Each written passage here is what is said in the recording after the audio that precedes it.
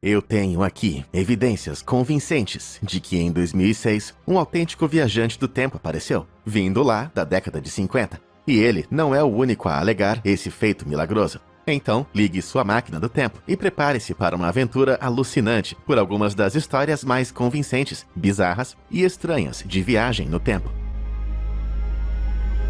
Permita-me contar o caso extraordinário de Sergei Ponomarenko. Em abril de 2006, na cidade ucraniana de Kiev, um homem vestido com uma roupa de época e carregando uma câmera fotográfica antiga foi visto perambulando pelas ruas, parecendo totalmente confuso. O misterioso desconhecido cambaleou por um tempo, aparentemente em choque, antes de esbarrar em dois policiais. Nervoso, ele pediu informações, só que o lugar sobre o qual ele perguntou não existia mais. Em seguida, ele fez uma pergunta que deixou os policiais confusos. Em que ano estamos? Ele perguntou de novo e de novo. Cansado de suas constantes perguntas, os policiais acabaram prendendo o estranho. Então, nosso enigmático amigo foi levado à delegacia de polícia para ser interrogado. Ele se identificou como Sergei Ponomarenko e afirmou que vinha do ano de 1958. Como é que é? Os policiais claramente não acreditaram nele, mas ele, então, entregou sua identidade e as coisas ficaram muito estranhas. A identificação havia sido emitida pela União Soviética, da qual a Ucrânia não fazia parte desde 1991, 15 anos antes.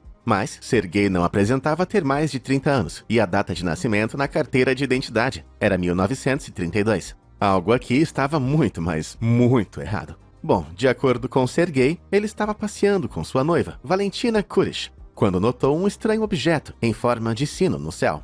Hipnotizado, ele pegou sua câmera e tirou uma foto do objeto, que voava de forma errática. Só que, logo após o flash, ele se viu transportado no tempo para o mesmo local em 2006. E foi quando os policiais o encontraram. Bem, digamos que os policiais não estavam gostando nada daquela situação, e Sergei foi enviado a um psiquiatra para uma avaliação mais adequada. Agora, suas alegações com certeza parecem malucas, mas será que ele tinha alguma prova? Bem, na verdade, sim. O psiquiatra de Sergei, Dr. Kutrikov, pegou sua câmera e chamou um especialista em fotografia para ver se, de fato, havia alguma foto desse estranho objeto em forma de sino.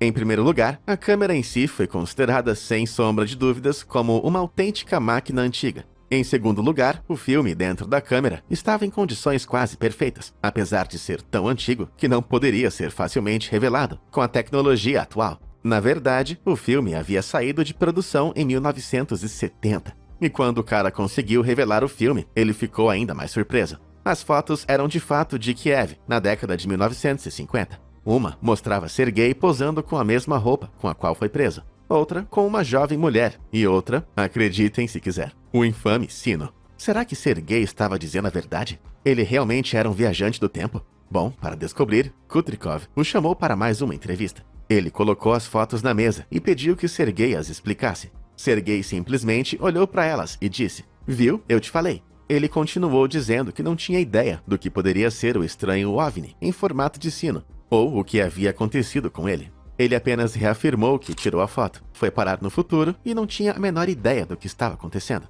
Sem conseguir arrancar mais nada de Sergei, o psiquiatra o mandou de volta para seu quarto na clínica. E, bom, isso é tudo. Ele nunca mais foi visto. É isso mesmo. Por essa você não esperava, não é mesmo? Foi confirmado pelo circuito interno de TV que Sergei retornou ao seu quarto, como de costume. Mas assim que chegou, ele desapareceu completamente. Sério, a porta não voltou a se abrir, e as barras na janela não permitiram a fuga. Apesar disso, quando voltaram para ver se ele estava bem, Sergei havia desaparecido. Cara, um viajante do tempo e mágico? Como assim? Pois bem, agora a polícia tinha um caso de pessoa desaparecida em suas mãos. Em um esforço para saber mais sobre o misterioso sujeito, eles procuraram registros antigos da Ucrânia, da era soviética. E, pasmem, eles encontraram um Sergei Ponomarenko, vivendo no país naquela época. E ele havia sido declarado desaparecido em 1960, e não 58. Mas a coincidência ainda era muito assustadora. Diante de um beco sem saída, mas determinados a encontrar respostas, os policiais decidiram procurar a suposta noiva de Sergei, Valentina Kurish. Depois de uma investigação intensa, eles não acreditaram em seus olhos. Quando finalmente localizaram a tal mulher, já era hora de fazer uma visita a ela.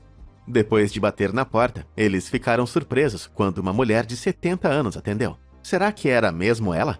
Ela explicou que seu noivo, Sergei, havia desaparecido em 1958, mas que ele havia voltado para ela alguns dias depois, dizendo que tinha visto o futuro. Era ela mesmo. Aparentemente, Sergei tornou-se uma espécie de celebridade local após o seu salto temporal, contando histórias sobre a tecnologia do futuro que ele viu durante sua viagem. Mas ele não ficou lá para sempre. Ele desapareceu mais uma vez, na década de 1970, dessa vez para nunca mais voltar. Após essa revelação, Valentina forneceu aos investigadores algumas fotos, uma das quais supostamente mostrava Sergei em Kiev, no ano de 2050. Dá só uma olhada na linha do horizonte, é mais avançada do que nos dias de hoje. Cara, isso é o que eu chamo de uma viagem. Será que ele foi parar em 2050, quando desapareceu de novo? Se sim, como foi que Valentina conseguiu a foto? Ou será que ele viajou no tempo mais 2 vezes? E como que ele fez isso em primeiro lugar? E onde ele está agora?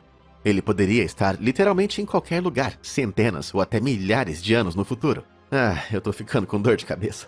Enfim, o mistério nunca foi resolvido. Sergei nunca mais foi visto. E a história tornou-se uma lenda tão lendária que foi até mesmo apresentada em um programa de TV ucraniano chamado Aliens, onde o incidente foi recriado. Foi daí que saíram as filmagens do circuito interno de TV. Mas isso nos deixa com uma pergunta. Onde estão todas as evidências reais?